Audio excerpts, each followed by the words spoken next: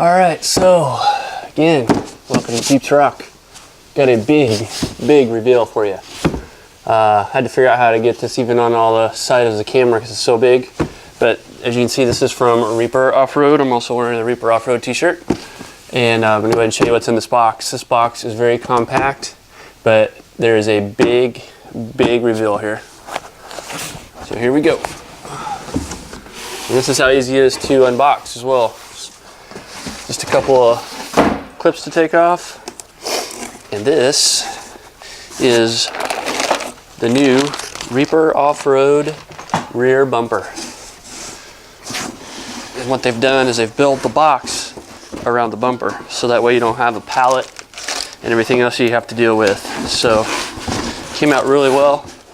Packaging is great, but as you can see, it's very heavy, so it's not easy to move. But it's got the Reaper Off-Road cut out right here as well. Again, this is the rear bumper. Everything has been custom cut.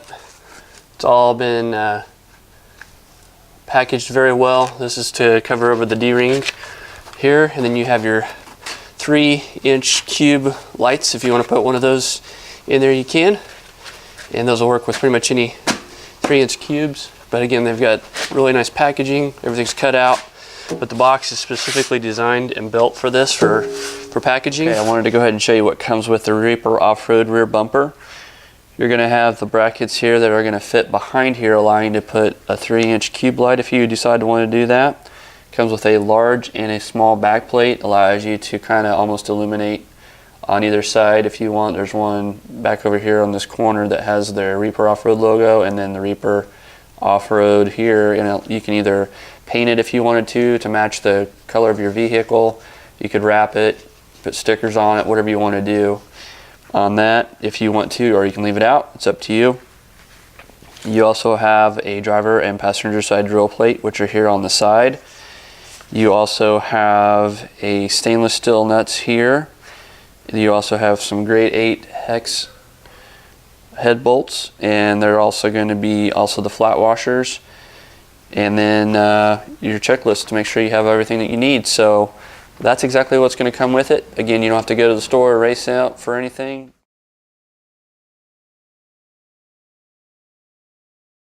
Okay, what I've done is I went ahead and turned the bumper around.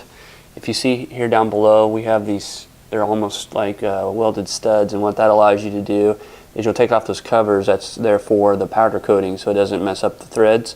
But what you're going to do right here is this is going to be the back plating if you wanted to.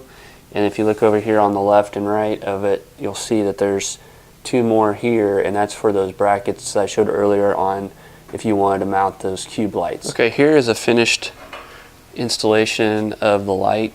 Again, you have the adjustability here from forward to back, and this is from side to side. So the best thing to do is put your bumper straight looking down, and then put your light, and then look from the other side until you have it centered correctly, and then tighten down all the bolts that come with your light. And again, this is just another example of the bracket. Bracket will be like this. You'll have your cube light like so.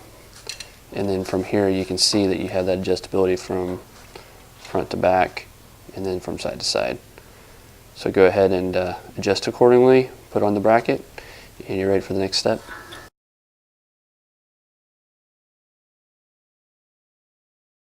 Okay, this next step is optional if you would like to, but this is actually what's going to make the Reaper Off-Road logo kind of pop off the back of the bumper itself, and that's going to be this backing plate. It's an aluminum backing plate, and you can either paint it, you could wrap it. In the standard steps, you would just take your aluminum backing plate, lay it over the studs that are already there for you, and just take 4 more of the stainless steel nuts that are provided and tighten them down. There's also a passenger side back plating right here, and again, you'll want to take off these covers if you decide to put this back plating on. Again, you can paint this if you'd like to. And on this particular one, we're just going to go ahead and put this directly on there. Again, take your small back plating,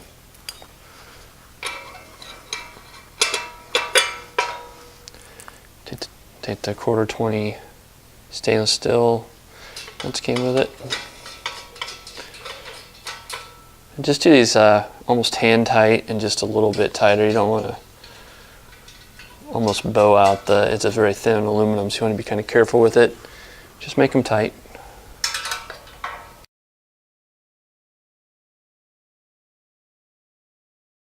This is going to be the finished installation of all the hardware if you were to put everything in that came with the kit, as well as the optional cube lighting.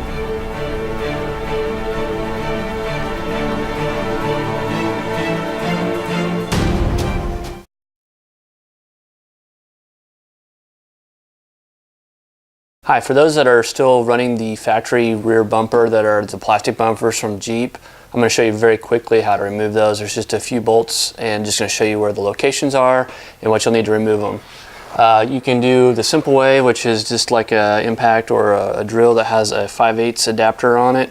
This is a 5/8 socket or a 16mm socket, whatever which one you have closest to that. And you'll just go here on 2 on the side, and then there's 2 here in the center. And then I'll show you exactly where those are located, but it's very simple to do. If you don't have one of these, you also use, what you may have to do is, this may not be enough power for you to remove those stock bolts. If you've never removed them, it might be on really tight.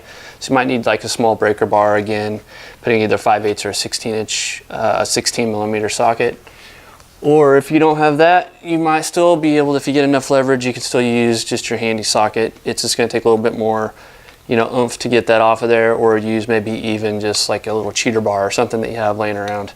But these will do the trick. Again, you need like a 5/8 or a 16mm socket, and I'll show you where those bolts are very quickly to remove. Okay, the first one's going to be just these first 2 right here, and this will be on duplication on both sides, both driver and passenger side. Again, I'm just taking 5/8 socket and taking them off here.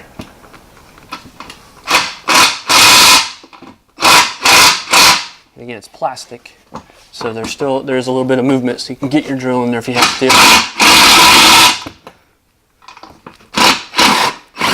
Just trying to break them loose, and you can remove them by hand.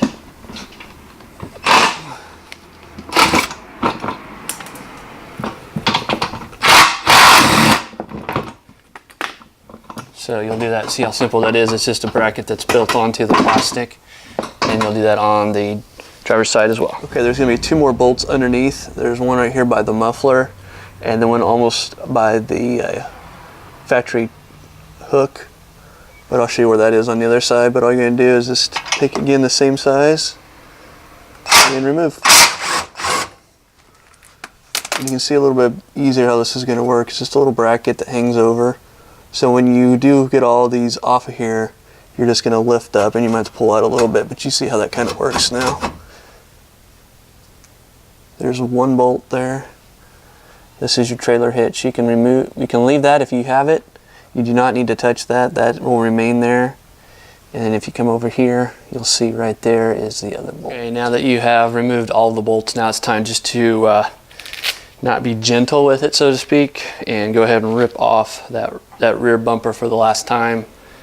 Get it out of your sight as fast as you can, and either recycle it or donate it, do what you got to do with it. But this is how I would remove it. I'd go ahead and open up my rear tire carrier here, and then I would just, again, there's 2 brackets that are kind of holding it on. I'm going to try to just kind of tip it a little bit and then out. Just got to be forceful with it a little bit. I'm sure there's an easier way, but this is how I would do it. And then go ahead and shut this, if you can.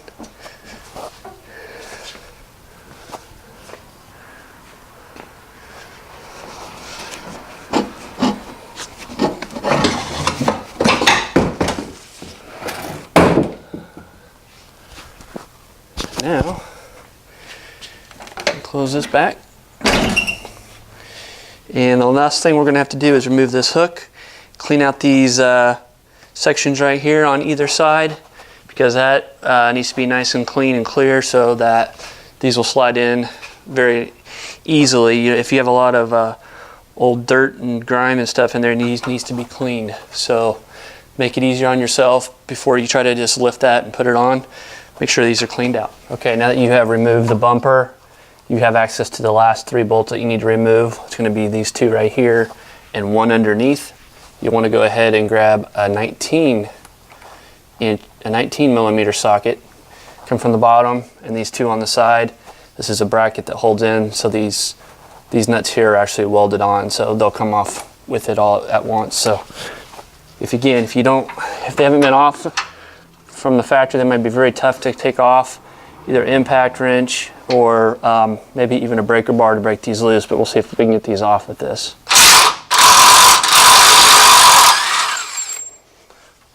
And that's what you're taking off.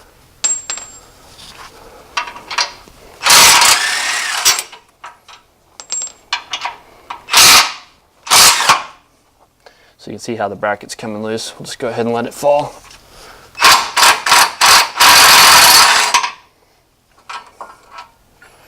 Just like that. This slides out. Now you can see you have full access to the back of your rails.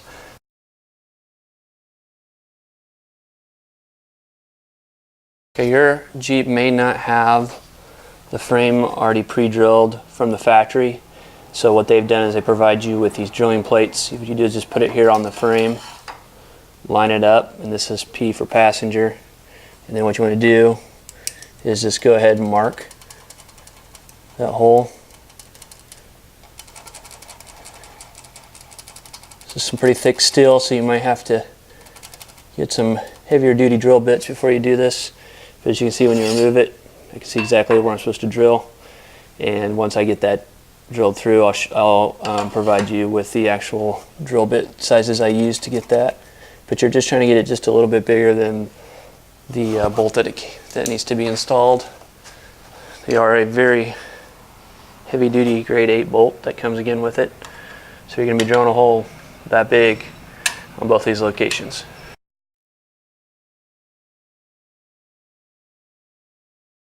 Okay, time has come to finally put this rear bumper on. I got lucky, and on my driver's side I didn't have to use the drill plates. Those were already drilled out from the factory, which was great. So one thing I had to do was go ahead and do it only on the passenger. And the passenger required, what I did is I just did a few starter bits, and then I put what's called a step bit. And I'll show you what that is real quick. It looks just like this right here. And each one of them has a different groove with a different size. And so I went up right here to almost the 3/4 mark, just enough to make sure I had a little bit more movement than I needed. But on both sides of the bumper, it's going to slide right in, and you're going to have these the nuts already actually been welded to the frame as well of the part of this installation. So all you're going to do is put in 4 bolts and you're done. Tilt it in. I don't know if it's going to interfere with that or not.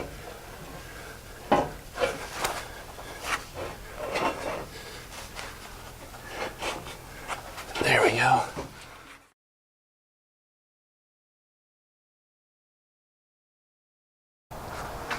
All right, as you can tell, there's nothing else plastic on the back of this vehicle, which I cannot be happier with the way that this turned out. It's got a great look to it. It's got great approach angles. It's got the rear backup light cutouts if you want to do that, which I've done. I went ahead and put some lights in here. And then besides that, I also went ahead and did a backlighting right here on the Reaper Off-Road logo. It's got a nice red kind of glow to it.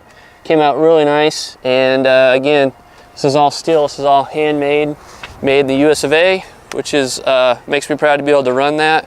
And also just they've just done a great job. So everybody at Reaper Off-Road, great job, and a great looking bumper. Again, you can do the cutouts if you want like that and put lights in, or you don't have to at the time, but you will definitely have to bring the bumper off to put the lights on if you need to do that at a later date. But again, this is the full look. I'll go ahead and get out of the way so you can take a look at it. All right, thanks again for watching Jeeps Rock, and we'll see you out on the trail.